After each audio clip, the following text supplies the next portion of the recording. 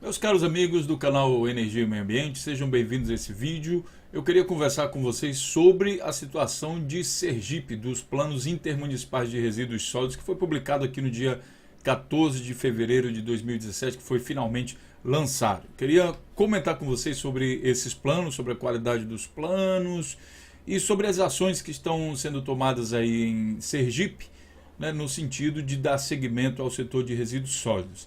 Antes disso, dou as boas-vindas aqui a vocês, aqui no canal Energia e Meio Ambiente. Se inscreva aí no nosso canal do YouTube para ficar atento, escutar nossas análises sobre o setor de resíduos sólidos no Brasil e em outras partes do mundo também, e as oportunidades, os negócios, as chances, as qualificações e tudo mais. Aproveito, já que a gente vai falar de planos de resíduos, mostro também a vocês aqui no nosso portal Resíduos Sólidos os nossos cursos disponíveis, principalmente agora ligados aí ao Plano Municipal de Gestão Integrada de Resíduos Sólidos e assim como outros planos. Então, o principal para isso, o conhecimento que você tem que ter para fazer um plano de resíduos, independente para onde é que seja, é o conhecimento sobre como fazer o diagnóstico de resíduos. Afinal de contas, na hora de aplicar as soluções, você tem que aplicar soluções baseadas em diagnóstico. E diagnóstico é específico de cada cidade.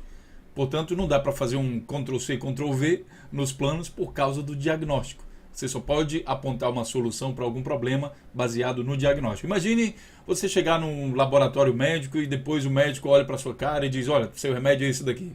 Aí você pergunta: mas como? Você não fez nenhum diagnóstico, não perguntou nem onde é que eu tenho dor, nem nada, e já vai me dando remédio? É mais ou menos isso. Como é que vai apontar a solução para resíduos se não tem diagnóstico?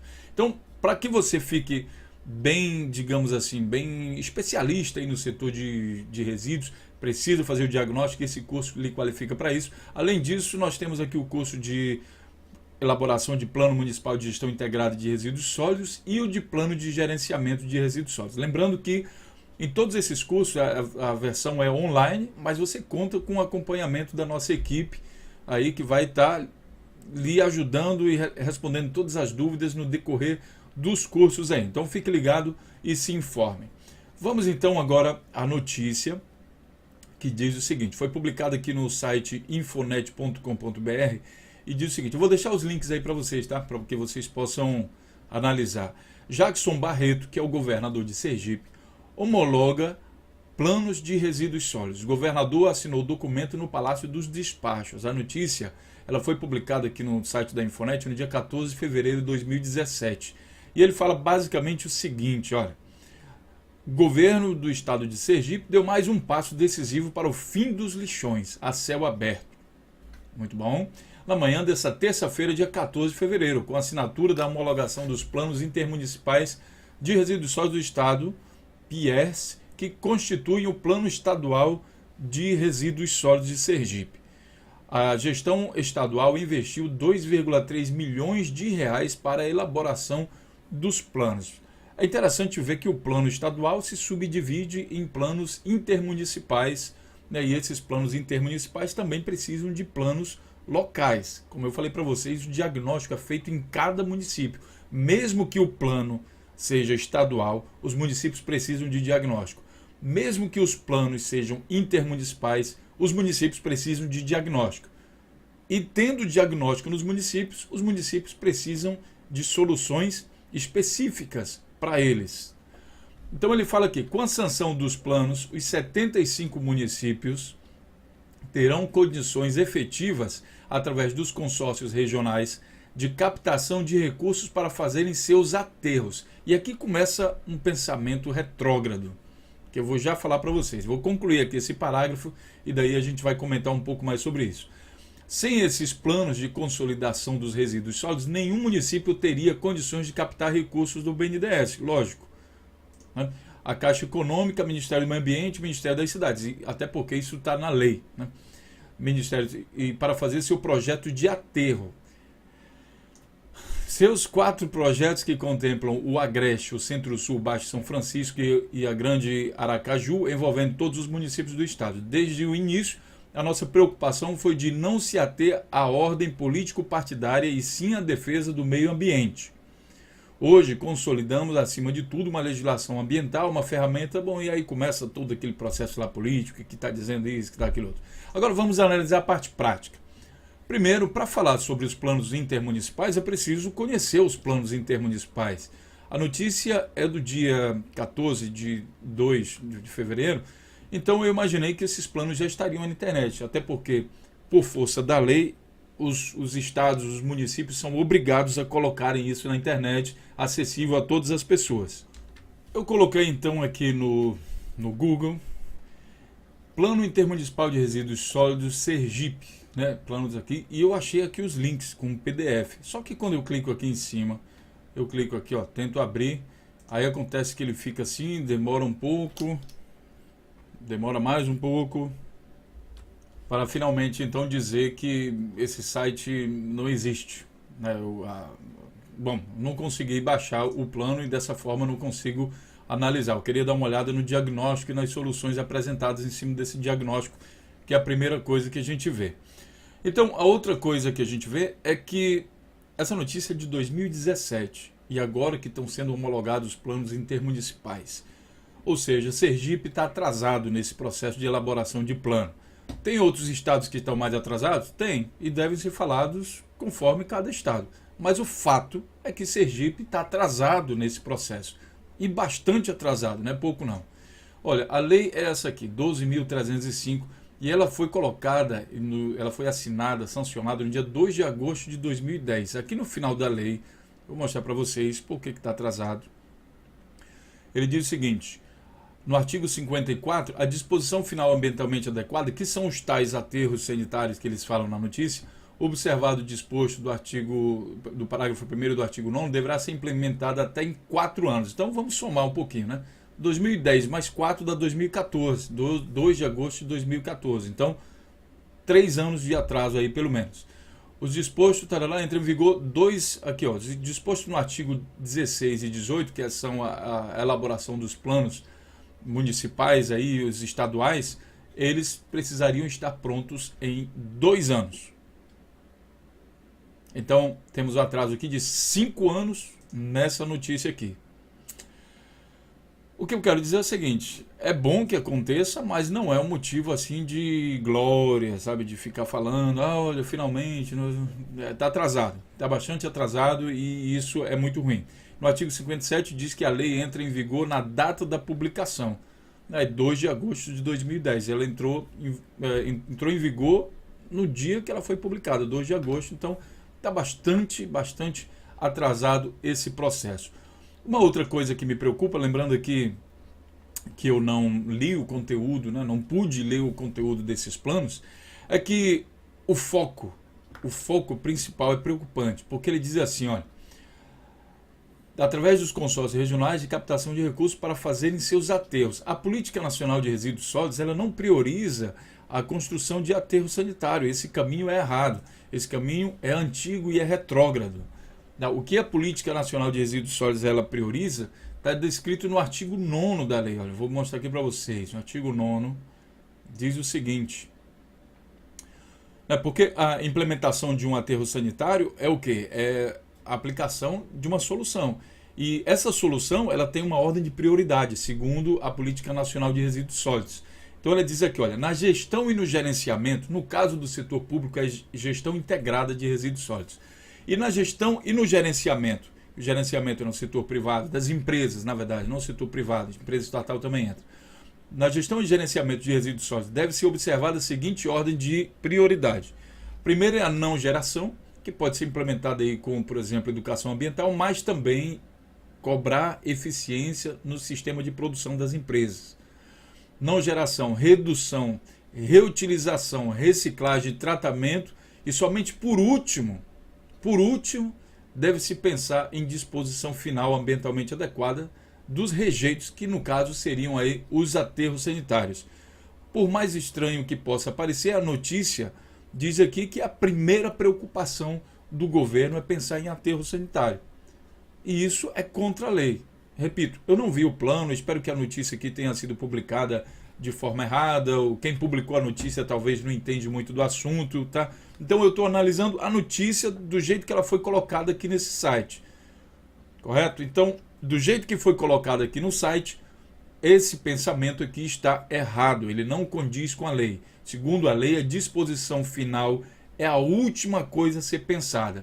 Como é que funciona isso? Mas como é que vamos dizer isso na prática? Olha, na prática é o seguinte: você tem uma medida, e vocês sabem que eu falo muito sobre tecnologias internacionais, principalmente aí tecnologias da Alemanha, para implementação no Brasil. Até porque a Alemanha já passou por esse processo, já fez todos os erros que o Brasil poderia fazer, então é bom. Olha o exemplo dos outros, começa lá na frente. Tá? Então esse é o pensamento. Mas só que tem uma coisa que não precisa da Alemanha, nem do Canadá, nem dos Estados Unidos, nem de ninguém para o setor desenvolver. É a responsabilização dos grandes geradores de resíduos, que está aqui na lei, tá? Que fala justamente dos planos de gerenciamento de resíduos sólidos. Tá? Eu vou mostrar aqui para vocês no artigo 18, que fala justamente aqui dos planos municipais de gestão integrada de resíduos sólidos, que é a responsabilidade aqui para os municípios, Distrito Federal.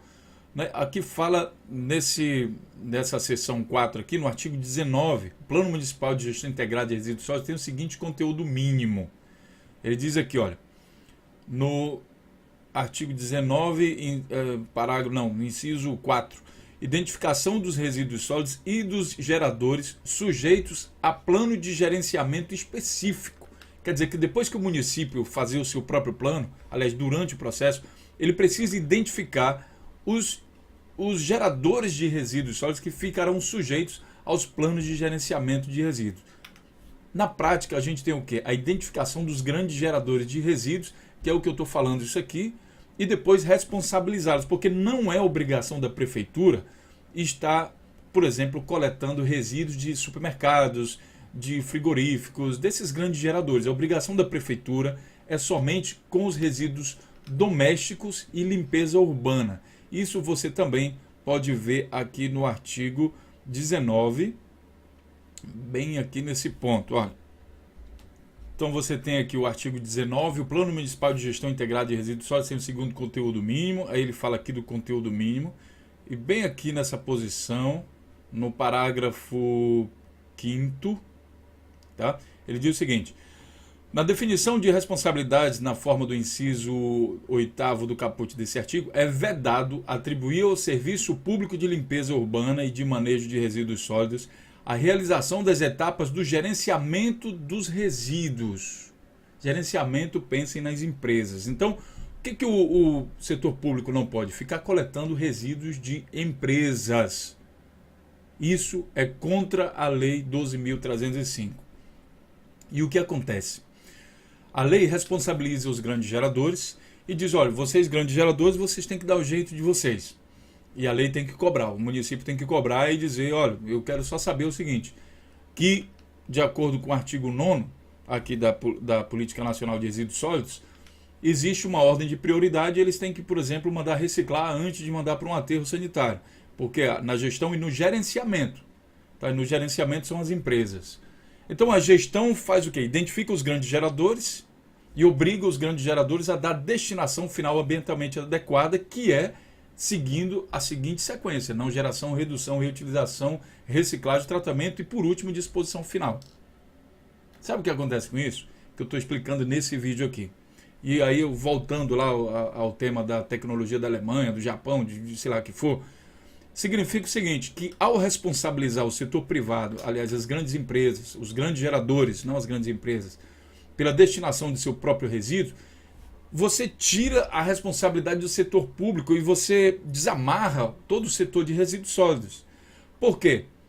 Porque as empresas não precisam fazer licitação para contratar quem vai, por exemplo, fazer o transporte dos resíduos. Ela precisa cobrar e daí essa empresa faz o transporte e leva para uma indústria de reciclagem, para uma central de triagem, leva para os catadores. E aí prevalece a lei do mercado e a lei do menor preço. Significa o seguinte, muitas cidades no Brasil estão fazendo como? A prefeitura está coletando de empresas e a prefeitura está pagando pela coleta das empresas. E naqueles esquemas lá de máfia, de desvio de dinheiro, a prefeitura acaba pagando a mais, superfaturado para essas empresas, né, para fazerem a coleta, para as empresas de coleta, para fazerem a coleta desses resíduos, o que prejudica todo o setor. O que tem que ser feito? Interrompe, Grande gerador tem que ser identificado, por exemplo, 200 litros por dia, 150 litros por dia, tipo de resíduo A, B ou C. Então, identifica e responsabiliza. Passa para o setor privado. Passou para o setor privado, aí você que está me assistindo, pode abrir uma empresa de coleta seletiva, de coleta de resíduos, e passa então a oferecer seu serviço nos supermercados, nas farmácias, nos frigoríficos, nas indústrias. Isso cria chance para você diretamente, entendeu? A prefeitura tem que sair disso. E olha, para fazer coleta seletiva, você não precisa importar tecnologia da Alemanha, nem do Canadá, nem de canto nenhum. Basta ter seu caminhão. Agora, como é que você vai fazer coleta seletiva? Primeiro preciso saber se há uma destinação ambientalmente adequada para aquele resíduo que você pretende coletar. Exemplo, digamos que você tenha na sua cidade um biodigestor. Então você pode implementar coleta seletiva de resíduos orgânicos, porque você já fala lá com o pessoal do biodigestor e diz para eles o seguinte: olha, eu vou coletar resíduo orgânico, e aí você, né, vai tentar receber algum dinheiro por isso, ou vai ter que pagar alguma coisa por isso, dependendo do projeto que tem na sua cidade. Entendeu? Então você cobra lá do grande gerador uma taxa, chega lá no aterro sanitário já, no biodigestor e paga lá o correspondente, e essa diferença tem que gerar um lucro para você. E o bacana, sem licitação, desenvolve o setor. Você cria uma empresa, você gera emprego, tá? E a tecnologia que você precisa disso é transporte, é caminhão, que isso também tem no Brasil, aí tem bastante caminhão, não temos problema com isso. Certo? Agora, a construção do biodigestor já não é mais com você, é com outra pessoa. Ou pode ser que você queira você mesmo investir na solução final. Então você constrói, por exemplo, vamos pegar um outro exemplo. Você investe numa usina de reciclagem de papel.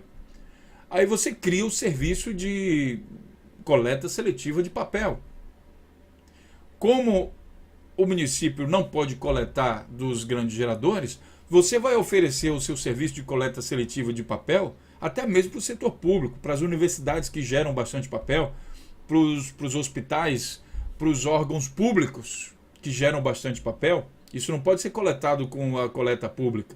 Não é responsabilidade deles, isso é contra a lei. É vedado, vocês viram lá, é vedado. Tá? Então, abre-se oportunidade, quando você responsabiliza os grandes geradores, para o surgimento dessas empresas de coleta seletiva e, consequentemente, para o surgimento da indústria da reciclagem e, consequentemente, para você que é engenheiro ambiental ou engenheiro de qualquer coisa, a geração de emprego no setor. Porque você vai ter que construir a usina de reciclagem, você vai ter que operar a usina de reciclagem, você vai ter que dar treinamento, você vai ter que investir em tecnologia, em eficiência, e todo o desenvolvimento do setor vem, então, a partir disso. O que eu estou querendo dizer para vocês é o seguinte, que esse pensamento aqui, de pensar primeiro no aterro, é isso que faz o setor de resíduos no Brasil e em outros países ficar travado. É esse pensamento que é retrógrado. O que você tem que fazer? Tem que fazer o cumprimento da Política Nacional de Resíduos Sólidos do Brasil, no caso aí do Brasil, e responsabilizar os grandes geradores. Entende? Responsabiliza os grandes geradores e aí o setor se desenvolve sozinho, você não precisa se preocupar. E o melhor, o prefeito às vezes fica dizendo: ah não, mas eu não tenho dinheiro para investir na usina de reciclagem e a melhor tecnologia que tem é o aterro sanitário. Não tem nada disso, amigo, não tem nada disso. Porque a própria Política Nacional de Resíduos Sólidos já dá a receita todinha do que tem que ser feito. Então, o tempo de ficar se discutindo, por exemplo, que tipo de tecnologia, essa daqui é melhor do que aquela, isso já passou. Foram mais de 20 anos discutindo isso. Agora é hora, desde 2010, de implementar. E a responsabilidade do setor público é criar a regulamentação, não necessariamente ficar se preocupando, nós que vamos investir, não sei o que lá. Não tem que ficar se preocupando com isso. Cria a regulamentação, responsabiliza os grandes geradores e deixa o setor se desenvolver sozinho e depois cuide da sua parte, que inclusive o próprio município pode também terceirizar tanto a coleta, né? Muitos municípios fazem isso, tanto a coleta dos seus resíduos, como também a destinação final ambientalmente adequada. Inclusive, pessoal, imagine uma situação em que tem um aterro sanitário privado na cidade. Tá, então a prefeitura terceiriza a coleta, sei lá, e daí o camarada vai lá e monta a sua empresa, faz a coleta dos domiciliares, e aí esse cara que faz a coleta do domiciliar, ele vai procurar a solução mais barata para ele da destinação final ambientalmente adequada. É o aterro sanitário? Não sei. Pensa comigo. O aterro sanitário cobra por tonelada para você colocar resíduo lá dentro. Se existe uma usina de reciclagem de vidro na sua cidade, então a empresa de coleta pode pensar, então, pô, peraí, eu estou misturando tudo aqui, não, então eu vou separar aqui o vidro, porque o vidro eu vendo a mais de R$ 100 a tonelada. Por que eu vou pagar R$ 100 para o aterro se eu posso ganhar R$ 100 vendendo a tonelada do vidro? Entendeu? Isso não é tecnologia alemã não, amigo. Isso aí é boa vontade de fazer o cumprimento da Lei 12.305. Basta pensar um pouquinho, raciocinar, e daí você vai entender essas e outras medidas. Por último, vou mostrar aqui no Wikipedia o governador Jackson Barreto. Imagino que ele esteja bem intencionado, né, fazendo, mas é preciso que a gente fale sobre os problemas, o que pode ser melhorado, e espero também que o pessoal em Sergipe entenda isso como uma crítica construtiva, tá? Aqui está falando sobre o aterro, eu não falei com o pessoal do governo, não sei o posicionamento deles, imagino que eles também defendam a Política Nacional de Resíduos Sólidos, mas na forma como a notícia aqui foi publicada, a gente tem que fazer essas ponderações, porque o nosso grande interesse é que a Política Nacional de Resíduos se desenvolva, seja implementado, porque isso vai resolver muita coisa no Brasil. Voltando aqui, caso você busque qualificação no setor de resíduos, nós temos vários cursos, inclusive o curso de negócio, pessoal. Eu falei de algumas dicas de negócio aqui nesse vídeo. Nesse curso aqui de negócio, eu estou entregando ouro para você, tá? Eu estou mostrando como se pode ganhar dinheiro no setor de resíduos, a partir do momento que a gente vai cumprir a lei. Então, o que a gente faz? A gente faz uma pressão em cima do setor público para cumprir a lei e mostra como se faz negócio com isso. Porque, vão surgir inúmeros negócios, construção de usinas de reciclagem, de biodigestores, de usinas de compostagem, de aterro sanitário, consultoria, uma série de coisas que você pode aproveitar e que a gente precisa aproveitar isso. Sem esquecer que a Alemanha movimenta por ano mais de 50 bilhões de euros, somente com a movimentação de mercadorias aí no setor de resíduos sólidos. Tudo bem? Então é isso.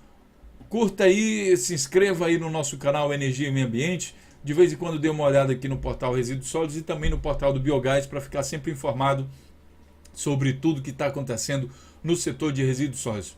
Tá certo? Se ligue e a gente vai se vendo aqui então nos nossos vídeos e nossas notícias. Até lá!